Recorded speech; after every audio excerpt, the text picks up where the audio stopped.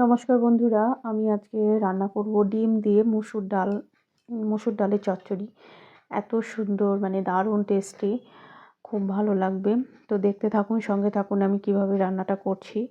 এখানে মসুর ডাল নিয়ে নিয়েছি। মসুর ডালটা ভালো করে ধুয়ে পরিষ্কার করে নিতে হবে। তো এই মসুর ডালটা মানে গরম ভাতেও ভালো লাগবে, যারা ভাত দিয়ে খেতে পছন্দ করবে তাদেরও ভালো লাগবে, রুটি পরোটা দিয়ে তো খুবই ভালো লাগবে। তো দেখতে থাকো আমি কিভাবে রান্নাটা করছি। আর যদি ভালো লাগে আমার রেসিপি, তাহলে অবশ্যই পারলে শেয়ার করে দেবেন সবার মাঝে। প্রথমে আমি 3টে ডিম নিয়েছিলাম, সেটাকে খুব ভালো করে ফেটিয়ে নিয়েছি। সেটাকে আমি ডিমের একটা ঝুড়ো বানিয়ে নেব। ডিমটা দেখুন ভুজিয়া টাইপের করে নেব। খুবই সহজ একটি রান্না, কিন্তু খেতে ভীষণ ভালো লাগে, ভীষণ টেস্টি রান্নাটা।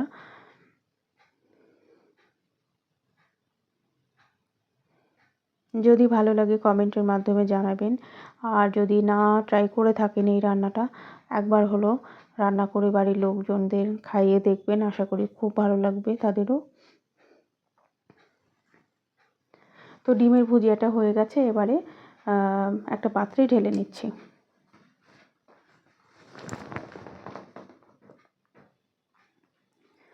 আবারও বেশ খানিকটা তেল দিয়ে দেবো পরিমাণ মতো। আর ফোড়ন দিয়ে দেবো। এবার ফোড়নে দেব গোটা জিরে, আর দিয়ে দিচ্ছি একটা শুকনো লঙ্কা, একটা কাঁচা লঙ্কা।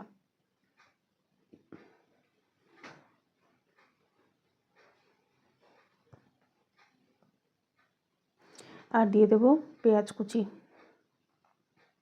একটা বড় সাইজের পেঁয়াজ স্লাইস করে কেটে রাখা হয়েছিল, সেটা দিয়ে দেওয়া হচ্ছে। তো পেঁয়াজটা এবার খুব ভালো করে ফ্রাই করে নিতে হবে।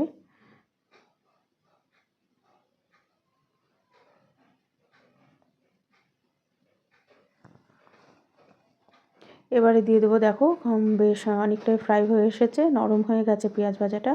এবারে দিয়ে দিচ্ছি একটা টমেটো ডুমো করে কেটে রাখা, আর রসুন কুচি, একটা গোটা রসুন কুচি করে রাখা ছিল সেটা দেওয়া হলো, আর আদা গ্রেট করে রাখা ছিল সেটা দেওয়া হলো। দেওয়ার পর আবারও খুব ভালোভাবে নাড়াচাড়া করে নেওয়া হচ্ছে।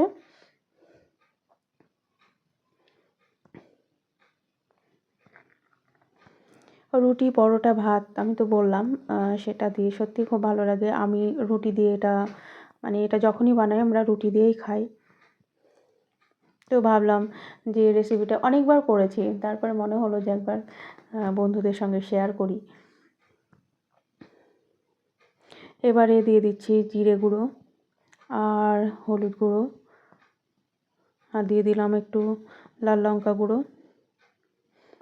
দিয়ে আবারও নাড়িয়ে নেওয়া হচ্ছে।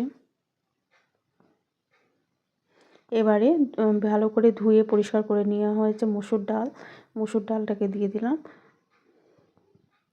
মসুর ডালটা দিয়ে সুন্দরভাবে একটু নাড়িয়ে নিতে হবে।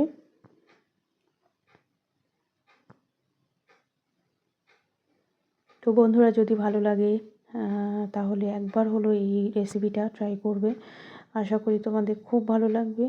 আমি এখানে একটু মিষ্টি দিয়ে দিলাম। সব কিছু একদম মানে মশলা সব কিছু অ্যাড করে পরিমাণ মতো জল দিয়ে দিলাম।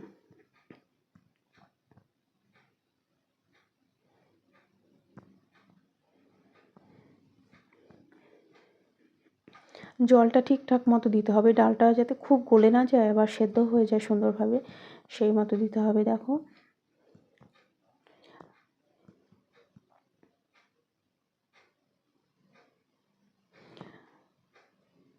এবারে 4-5টা কাঁচা লঙ্কা দিয়ে দিলাম।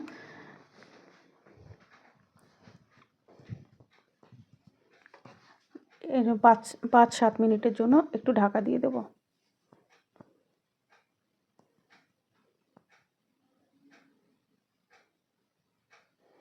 তো ঢাকাটা খুলে এবার দেখে নিই কেমন সেদ্ধটা হয়েছে।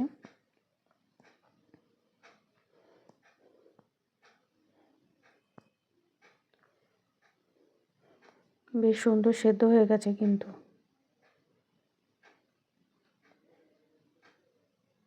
একদম ডালটা কিন্তু খুব গলে যাবে না, আবার গোটা গোটাও থাকবে না, ঠিক এরকমভাবে সেদ্ধটা করতে হবে। আর জলটা পরিমাণ মতো দিতে হবে, তাহলে কিন্তু সব কিছু ঠিকঠাক হবে। এবার স্বাদ মতো নুন দিয়ে দেওয়া হচ্ছে, আর ওপর থেকে এবারে ধনেপাতা ছড়িয়ে দেওয়া হচ্ছে।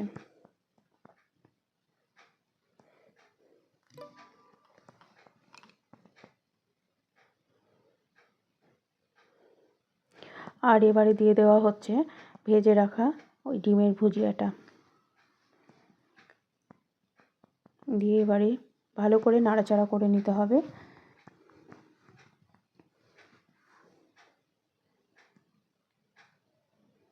দেখো কালারটা কিন্তু খুব সুন্দর, ন্যাচারাল কালার, একদম সুন্দর কালারটা এসেছে।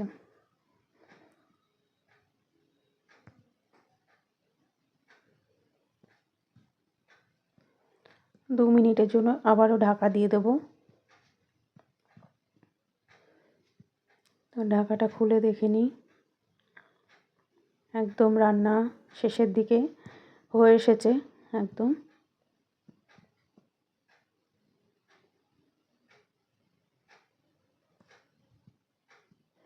তোমাদের কেমন লাগলো এই ডিমের চচ্চড়ি, মানে ডিম দিয়ে মুসুর ডালের চচ্চড়ি?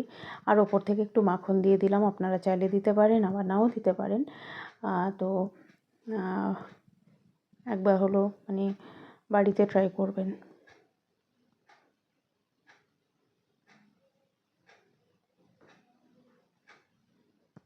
রান্না একদম কমপ্লিট।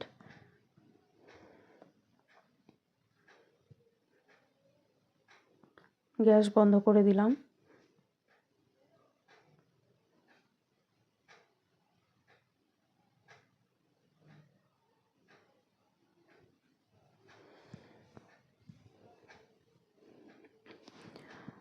নমস্কার।